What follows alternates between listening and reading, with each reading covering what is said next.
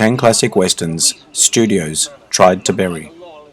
These westerns faced serious studio resistance, limited releases, heavy editing, poor marketing, or attempts to suppress them. Ironically, several later became respected classics, the untold stories behind 10 classic western films that Hollywood studios desperately tried to bury. From behind-the-scenes struggles to industry secrets, these movies faced censorship, controversy, and attempts to erase their legacy. Join me as we explore the hidden history of westerns that nearly vanished from the spotlight, but many are now considered masterpieces.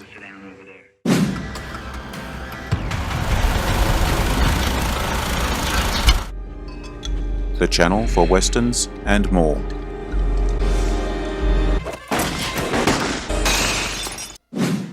The Oxbow Incident. Director William A. Wellman. The studio tried to bury the Oxbow Incident because it challenged social and political norms of the time. Released in 1943, the film depicted themes of mob justice, injustice, and moral ambiguity, which were controversial during World War II. Some believed it criticized authority and questioned American values, making studios wary of its potential impact. Additionally, the film's somber tone and critical perspective on frontier justice didn't align with the more patriotic and escapist westerns popular at the time. As a result, the studio feared it would offend audiences or face censorship, leading to efforts to limit its distribution and visibility. With your permission, gentlemen, we'll wait till daylight. Aren't you even going to tell us what we're accused of? Rustling. Ever hear of it? Rustling. And murder. Murder. You got any doubts, Teddy? I say let's call off this party. This is only slightly any of your business, my friend. Remember that? Hanging's any man's business that's around. Even in this godforsaken country, I've got a right to a trial. You're getting a trial that 28 are the only kind of judges murderers and rustlers get in what you call this godforsaken country. It's a way of spending time. This man taking on himself the vengeance of the Lord. Think the Lord cares much about what's happening up here tonight? I'm not trying to obstruct justice, but just as this young man says, this is a farce, and it'll be murder if you carry it through. All he's asking is what every man is entitled to, a fair trial. You got to go there by yourself. Oh, you got to stand before your maker. You got to stand there by yourself. Nobody here can. The Gunfighter. Director Henry King. Studios tried to bury The Gunfighter due to its controversial portrayal of violence and moral complexity, which challenged traditional Western hero stereotypes. The film's gritty realism and dark themes were seen as too provocative for mainstream audiences and risked damaging the Western genre's family-friendly image. Additionally, its critical tone and complex characterizations didn't align with studio marketing strategies, leading to limited promotion and distribution. Some believe studio executives feared the film's success might inspire more realistic and morally ambiguous westerns, threatening the studio's control over Western storytelling. As a result, The Gunfighter was marginalized and nearly forgotten for many years.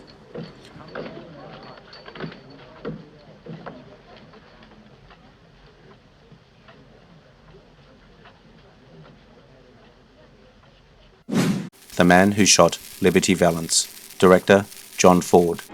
The studio tried to bury The Man Who Shot Liberty Valance due to its controversial portrayal of violence and morality in the Old West.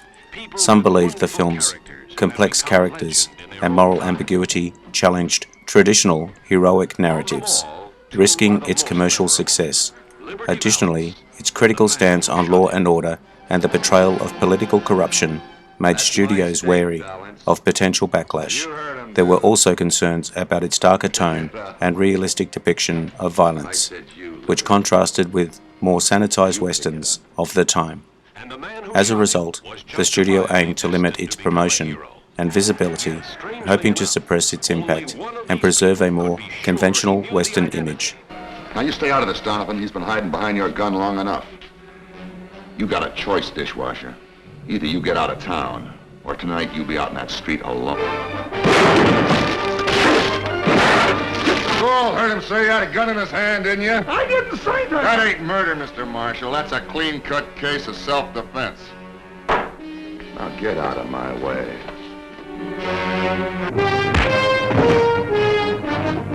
This time, right between the eyes. Ride the High Country, director Sam Peckinpah. Studios reportedly tried to bury Ride the High Country due to its gritty tone and departure from traditional Western tropes. The film's themes of moral ambiguity, aging cowboys, and anti-heroic characters challenged the idealized image of the Western genre that studios favored. Additionally, its low budget and limited commercial appeal made studios hesitant to promote it heavily.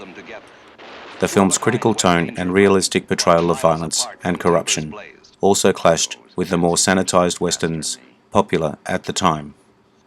As a result, Ride the High Country was initially overlooked and struggled to find distribution, though it later gained recognition as a classic.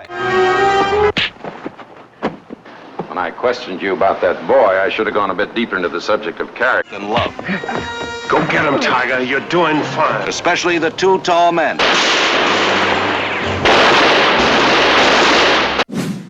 Pat Garrett and Billy the Kid, director Sam Peckinpah. The studio tried to bury Pat Garrett and Billy the Kid due to its controversial content and troubled production. The film faced censorship issues because of its graphic violence and anti-establishment themes, which clashed with Hollywood's moral standards at the time. Additionally, there were creative disputes between director Sam Peckinpah and the studio, leading to a disjointed release and multiple cuts. The studio also lacked confidence in the film's commercial prospects, fearing it wouldn't perform well at the box office. As a result, they downplayed its release and marketing, attempting to bury what they saw as a risky and problematic Western.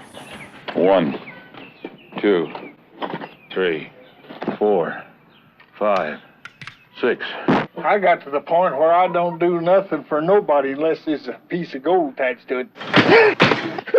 Where is he? Fort Sumner! Fort Sumner. Where are we going anyway? Fort Sumner. Huh? I know where the kid's at. I'll tell you where he's at. Old Pat ain't gonna like this.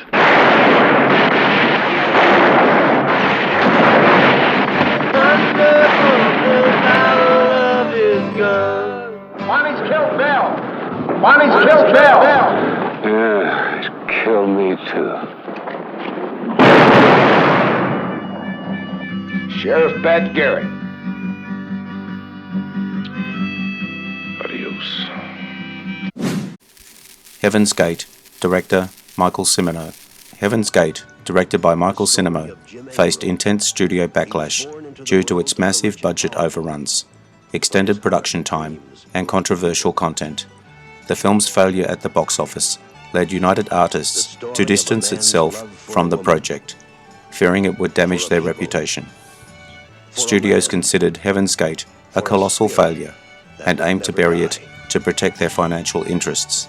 The film's critical reception was also harsh, further fueling efforts to discredit or suppress it. As a result, Heaven's Gate became a symbol of Hollywood's excesses and missteps, with many believing the studio tried to erase its troubled production from cinematic history. McCabe and Mrs. Miller, director Robert Altman. The studio tried to bury McCabe and Mrs. Miller because it defied controversial Western genre norms and challenged Hollywood's traditional filmmaking styles.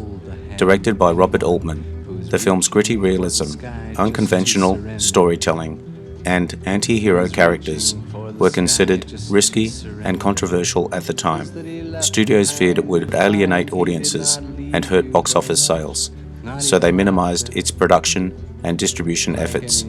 Additionally, its dark tone and anti-establishment themes clashed with the more romanticized westerns audiences were accustomed to, leading to attempts by the studio to suppress its success. Despite this, McCabe and Mrs. Miller has become a celebrated classic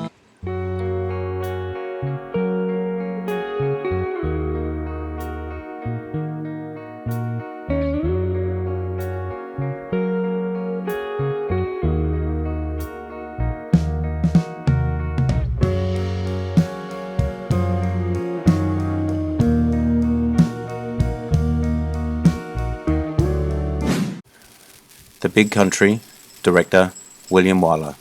The studio tried to bury The Big Country due to its controversial themes and perceived deviation from traditional Western norms. Some executives believed the film's moral complexities and emphasis on humanism challenged the typical hero archetype, making it less marketable. Additionally, its criticism of frontier justice and portrayal of Native Americans sparked controversy, leading to fears of backlash. The film's initial lukewarm box office performance and mixed reviews further fueled efforts to downplay its significance. Despite these attempts, The Big Country has since gained recognition as a classic, appreciated for its epic storytelling and moral depth. But during its release, studio efforts aimed to minimize its impact. What do you want, Hennessy? You set foot in Blanco Canyon once more, and this country's gonna run red with blood till there ain't one of us left.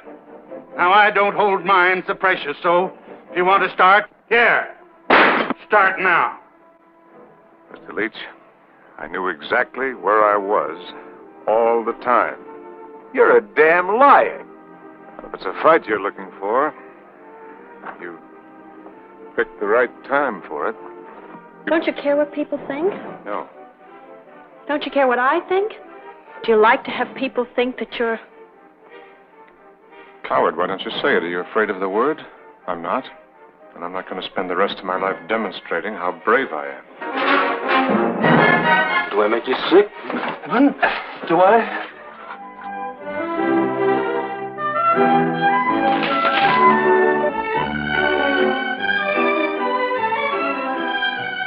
ready! Aim! One-Eyed Jacks, director Marlon Brando. Studios tried to bury One-Eyed Jacks due to a combination of factors. The film, directed by and starring Marlon Brando, faced production issues, including a troubled shoot and creative disagreements.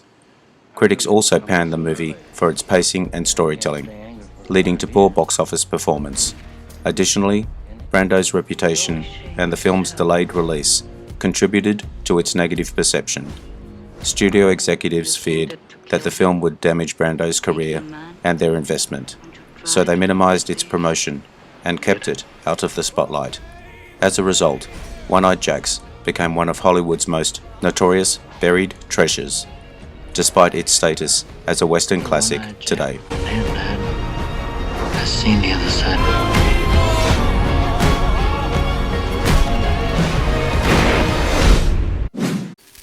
The Shooting, director Monty Hellman. The studio tried to bury The Shooting because of its controversial and provocative content. The film, directed by Monty Hellman, depicted raw and realistic violence, challenging the traditional sanitized Western genre. Its gritty portrayal of morality and brutality was seen as too intense and potentially harmful, leading to censorship pressures and limited distribution. Studios feared backlash from audiences and critics alike, believing the film could damage their reputation. As a result, The Shooting was marginalized, with limited promotion and release, effectively trying to hide its existence from the mainstream. The film's bold approach made it a target for suppression, preventing it from gaining widespread recognition for many years.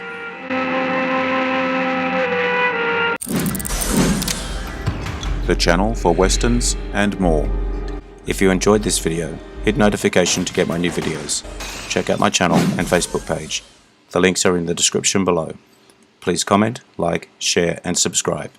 I appreciate it. I am Wrangler. Bye for now. See you again soon.